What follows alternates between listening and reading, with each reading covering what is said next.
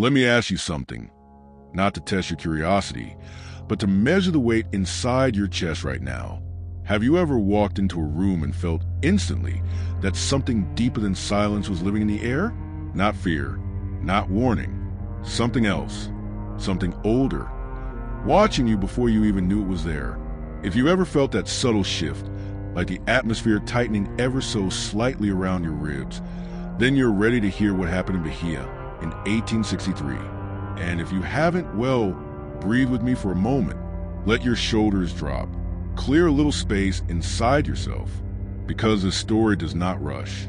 It creeps in, it listens, it waits for the exact second your heart is steady enough to understand it. Bahia, a land that carries the Atlantic on its tongue and Africa in its bones. A place where the Portuguese wrote laws, but the enslaved wrote the truth in scars and songs and in secrets whispered to the night itself. And in 1863, when the empire pretended the world was calm, the ground under the sugarcane fields hummed with something different, something restless. Now, picture this with me. A plantation built on arrogance, rising above the coastline like a throne made of rotting wood. The Casa-Grande of Ingenio do Valo, white walls, tall windows, and every brick soaked in someone else's suffering. The kind of house that carried pride the way a body carries infection, hidden until it bursts. Inside that world lived a woman the masters feared more than hunger, storms, or rebellion. A woman whose footsteps were steady, whose gaze could split a lie in half, and whose voice, low, controlled, ancient, could quiet a room full of men who thought they ruled the universe. Her name was Mãe Celestina. Not the name she was born with, not the name her mother whispered into her ear in the dark, not the name carried across the ocean on chains, but the name reborn through faith, through spirit, through the power she built piece by piece in a land determined to break her. Celestina was said to know things before they happened, not predictions, certainties. She could sense a death days before the body fell cold. She could read betrayal the moment it crossed someone's mind, even if they hadn't admitted it to themselves yet. And when Celestina walked, people swore the wind hesitated around her, struggling to decide whether it belonged to her or the world. But here's the part most people forget or choose not to understand. Her power wasn't magic meant for harm.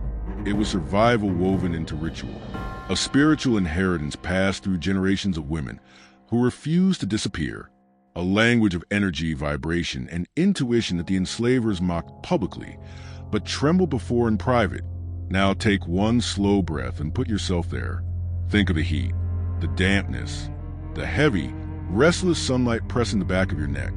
Imagine the sound of cane stalks slicing against the wind, the rustle that never stops, like whispering mouths. Imagine nights lit only by fire and moon, where every shadow seems too alive to trust. And in the middle of all this, Celestina, calm and unmovable, a storm and a sanctuary stitched into one woman. The Casa-Grande belonged to a man named Estevao Faria, a plantation lord who believed himself protected by God, guns, and gold in that exact order. But anyone with sense knew he was protected by one thing only: fear. Fear he cultivated, fear he fed, fear he uses effortlessly as some people use breath. But Estevao made a mistake that many powerful men make. He underestimated the patience of a woman who sees everything. Celestina served as a midwife, healer, and spiritual guide to the enslaved community. She was the one who stayed up through childbirths, who prayed over wounds that refused to heal, who held trembling hands when men were dragged to punishment. And she was the one who told the truth nobody else had the courage or the life expectancy to say out loud. There will come a day when this house will answer for everything it's taken. People whispered that prophecy for years. Some hoped it would come. Others feared it. Estevao laughed at it, until the summer of 1863, when the air around the plantation shifted. Birds stopped nesting near the house. Cows refused to cross the yard. And Estevao's dreams, once filled with gold and power, grew thick with fire, smoke, and chanting voices. Dreams he recognized, dreams he denied. But Celestina knew. She always knew. The tension began with something small. A baby born under a blood-red dawn. Nothing unusual, until Celestina looked at the child and her entire body stiffened, as if something invisible had just walked into the room. She whispered a prayer, but not the soft kind. The kind that sounds like someone asking a spirit to shield them from what's coming. 3 days later, a chain snapped in the milling machine, a rare mechanical error. The day after that, the sugarcane fermenting barrel spoiled overnight, turning the entire mill sour. Tools broke. Animals grew frantic. The house creaked at night in patterns that sounded like breathing. Estevao consulted priests. He hired armed guards. He blamed sabotage. He blamed witchcraft. And in one violent outburst, he blamed Celestina. He dragged her into the courtyard at dusk, dust rising around her bare feet, sunset burning behind her like a halo of smoke. Dozens watched. No one spoke. He accused her of poisoning the plantation with African superstition. He called her a danger, a curse, a demon wearing human skin. And Celestina? She stared at her with a calm so deep it made even the guards shift uneasily. Then she said one sentence, just one, that would haunt every witness until the end of their days. The house you built on broken backs will bury itself soon enough. Not a threat, a truth, a verdict delivered centuries before Estevao had ever drawn breath. And from that moment on, something in the air changed. Everything that came next, the fire, the ritual, the collapse of the Casa-Grande, began on that evening under that dying sun, with those 14 quiet words. And now that you've heard them too, you're ready for what comes next. The night after Estevao humiliated Celestina, the plantation felt heavier than usual, as though the very soil had inhaled and refused to exhale. Rain clouds gathered without rain. Wind circled the house but never entered it. And in the slave quarters, people woke repeatedly, unsure the sounds outside were footsteps or warnings. But Celestina walked through that night like someone following a map only she could see. She carried nothing in her hands, no candles, no herbs, no charms. But everyone who crossed her path said the same thing later, that her shadow looked bigger than her body, that it moved with a rhythm that didn't match her steps, that the air around her hummed, like a swarm of bees just out of sight. No one knew she had chosen that night. No one knew why, but she knew. Take a breath now, because the next part might sit heavy on you. You're about to step into the center of a moment that changed everything. Close to midnight, when the plantation was at its quietest, Celestina walked toward the Casa-Grande. Her steps were slow, steady, ritualistic. Those who watched from the shadows whispered prayers beneath their breath, not out of fear of her, out of fear of what the universe was about to reveal through her. When she reached the front steps of the house, she stopped. And for a moment, everything, crickets, wind, breathing, went silent. Then Celestina knelt and pressed both palms to the earth. She didn't speak, but the ground did. The soil trembled under her touch, a vibration so subtle only those closest felt it. It wasn't an earthquake. It was recognition, like the land itself acknowledging her presence. They say Celestina whispered then, but no one could ever agree on what the words were. Some claimed it wasn't Portuguese or Kikongo or Yoruba. Some said it sounded like two voices layered over each other, one human, one not. And inside the house, Estevao woke up gasping. His dreams had returned. The fire, the chants, the vision of his own home collapsing like a rotten ribcage. But now the dreams were leaking into reality. He heard a low hum coming from the ground. He smelled smoke that wasn't there. He felt heat, but the room was cold. Panicked, he ran to the window and froze. Celestina was at the doorstep, palms on the earth, eyes closed, her face lit only by moonlight. She wasn't looking at him. She didn't need to. The house itself seemed to be looking at him. He shouted for guards, for torches, for guns. But the moment the men stepped outside, wind slammed against them so hard they nearly fell. Torches died instantly. The dogs refused to advance. Something had chosen a side, and it wasn't his. Celestina rose slowly, dust clinging to her hands like ash. She turned toward the main door of the house, her eyes calm, ancient. Then she spoke, softly, but with the weight of centuries behind her. Tudo que nasce dor volta para a terra. What is built on pain returns to the earth. Some swore the ground shifted under her feet. Others said the windows of the house rattled as if struck. A few claimed they saw figures, shadows shaped like people, standing behind her for a brief second before dissolving into the night. But everyone agreed on one thing. The air around the house thickened, like a curtain being pulled. Celestina walked away after that. Not quickly, not triumphantly, calmly, as though she had just finished a conversation. By sunrise, the first crack appeared in one of the foundation stones. Thin, jagged, unnatural. By noon, two beams inside the house had bent under their own weight, and Estevao, now certain he was being punished by forces he had mocked all his life, demanded action. He ordered Celestina captured. He wanted her whipped, imprisoned, silenced.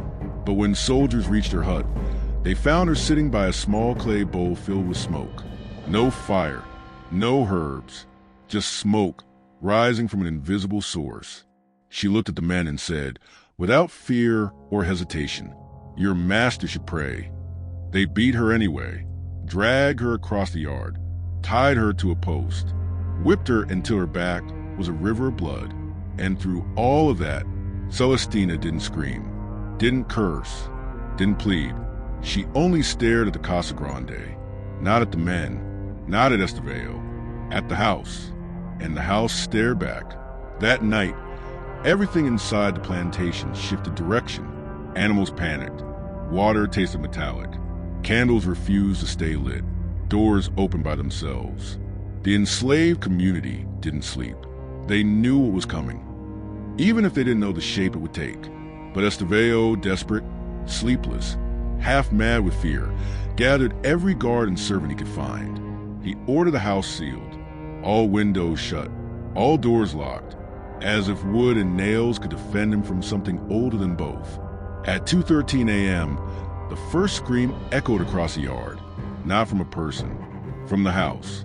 The sound of wood twisting, of stones shifting, of beams groaning like they were alive. People ran outside, and that's when they saw it. Smoke leaking from the cracks in the walls, not rising from inside, but sinking into the earth, as if the house were breathing in reverse. And through that smoke, faint orange glows appeared. Small at first, then brighter, fire without flame, heat without source. Celestina, in her hut, opened her eyes. It has begun. Because the house was no longer a house. It was a verdict long overdue.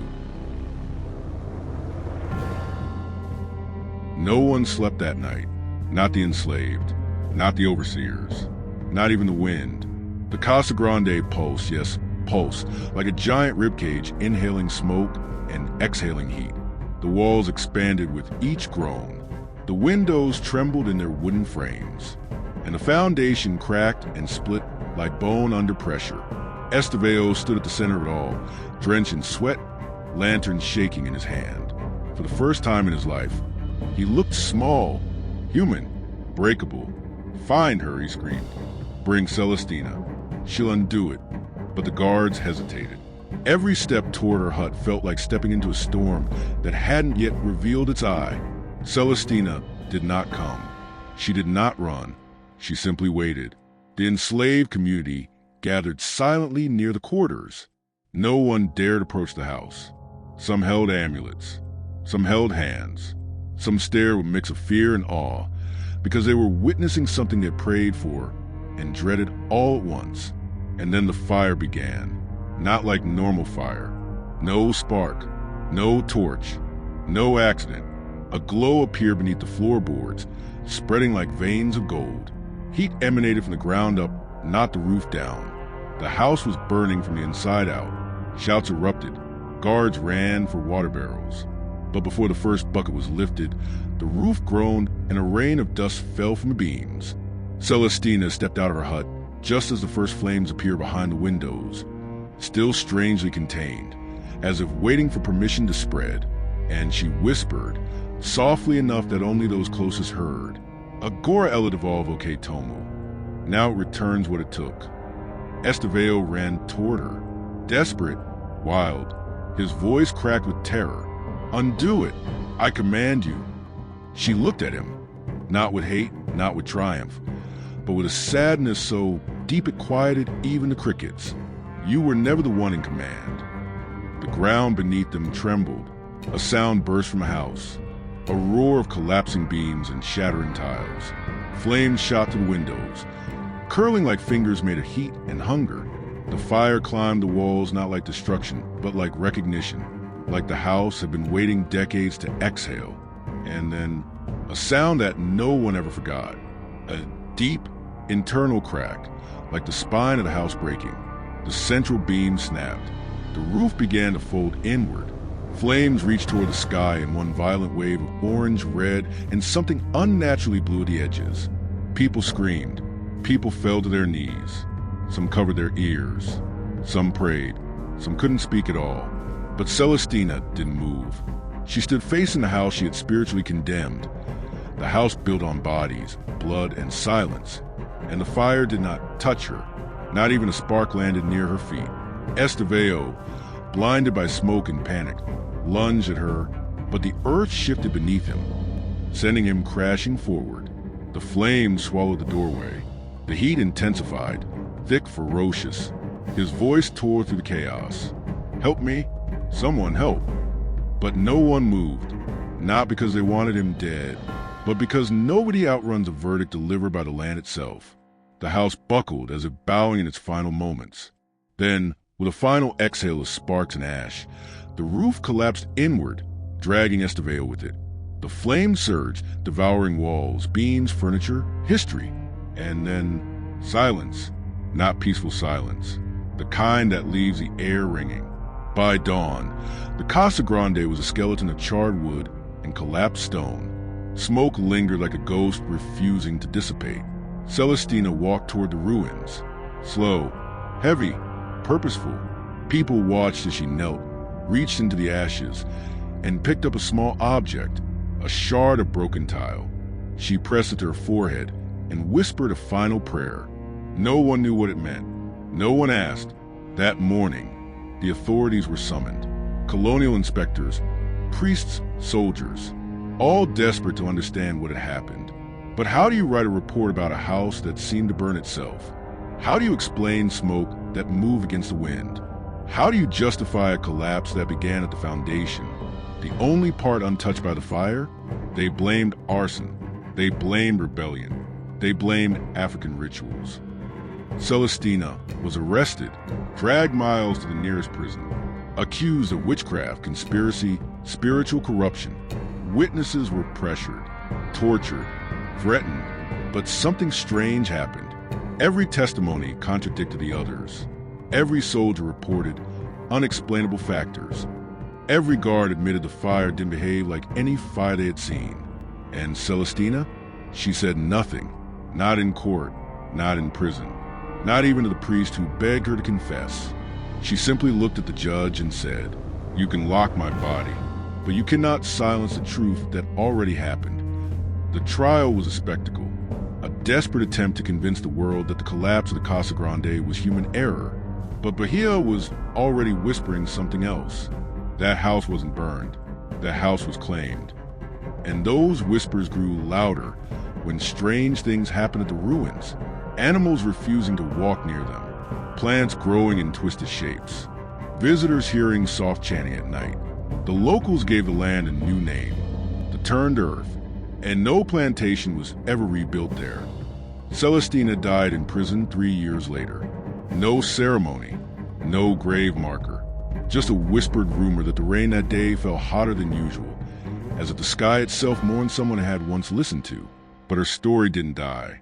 It spread across Bahia, first in hushed tones among the enslaved, then in cautious gossip among freed people, and eventually across generations. To some, she became a warning. To others, a guardian. To many, a legend who proved that the land keeps score even when the powerful pretend it doesn't.